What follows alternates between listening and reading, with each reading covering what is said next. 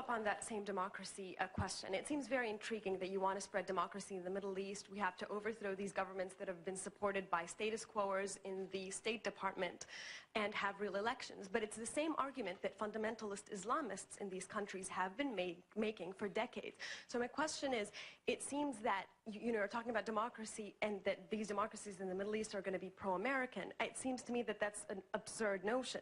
My idea, I mean, as somebody who is from the Middle East, is that any democratic change will be less pro-American, more Islamist, more fundamentalist.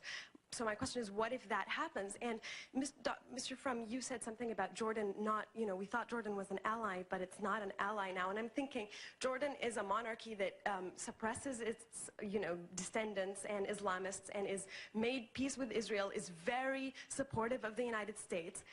Anything else would be an Islamist, government that's not friendly. So what more do you want from Jordan, or from any other country for that matter? I mean, what more can any other form of government give the United States that these countries aren't? Okay. The question is more democracy, more Islamism in the Middle East, and Jordan is sort of the example of that. But it's a very profound question, and it's one that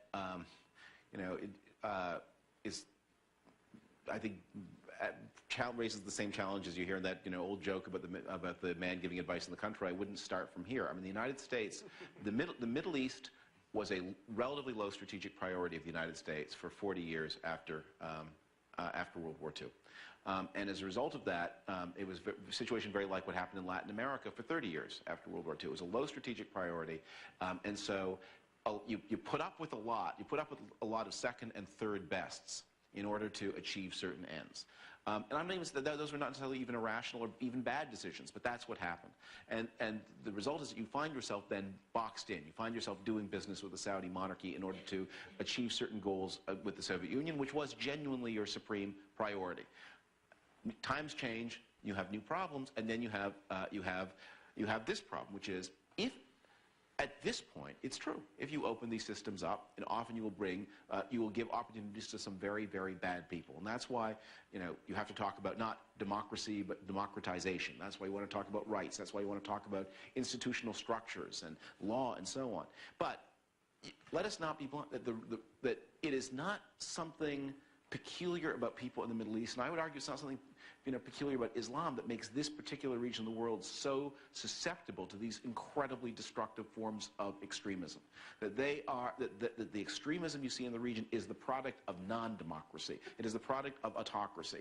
It's the product of all the failures that follow. And when you're thinking 100 years from now, if the Middle East is ever to emerge, how is it going to emerge? Consent of the governed has to be the answer. Again, the question is every other country in the Middle East going to have to go through what Iran went through and then reach its own indigenous and majoritarian democratic movement before? Well, Iran is going through a more open, Iraq. Are we going to have to see the same thing in every other country? No, let me make 2 points. One is this whole controversy on democracy is an odd controversy to me. You have 22 countries now which are in the Arab League, okay?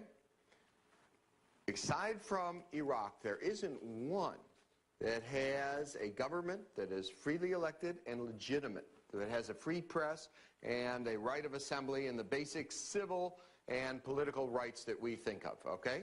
Not one. Now, the last time that ever happened on the world stage was the Warsaw Pact that got together. And those who are saying, it can't happen in the Middle East are saying something awful, which is somehow Arabs aren't good enough to select their own people. Somehow, let me just finish the point. I really want to comment on this. Somehow we should keep them so that 22 countries just don't have any legitimate government on that way, and therefore it shouldn't be of concern to the United States. Point number 2 is, obviously it is concerned because they can get weapons of mass destruction and do enormous damage, but the fact is we don't know now. We don't know now whether there can be a democracy in Iraq, but we did know that there couldn't under that. But those who are saying it'll never happen, let me just tell you what'll never happen. That Russia would overthrow communism would certainly never happen. That Eastern Europe, with the communist states of the Warsaw Pact, would have free election and fair. It's a good thing we invaded Russia. in the 1980s, that would never happen. You know, let me. I really want to make a comment on this. These things because happen.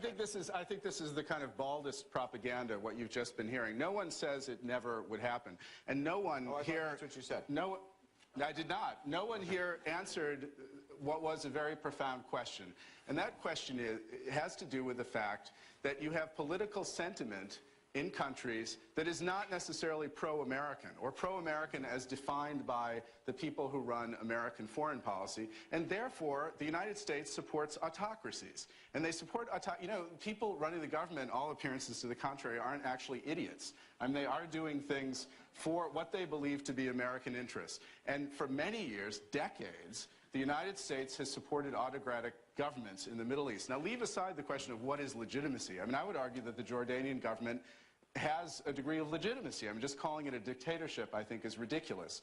The key question is this idea that we can invade a country and establish a democracy there and it will be stable and pro-American, is that viable? I mean, do you want to have an election in Saudi Arabia? All indications are that Osama bin Laden would be elected, in fact. And all indications are... But there are no indications, Mark. There are indications. There are indications. You are right in the fact that it is a very repressive, awful regime. You are absolutely right on that.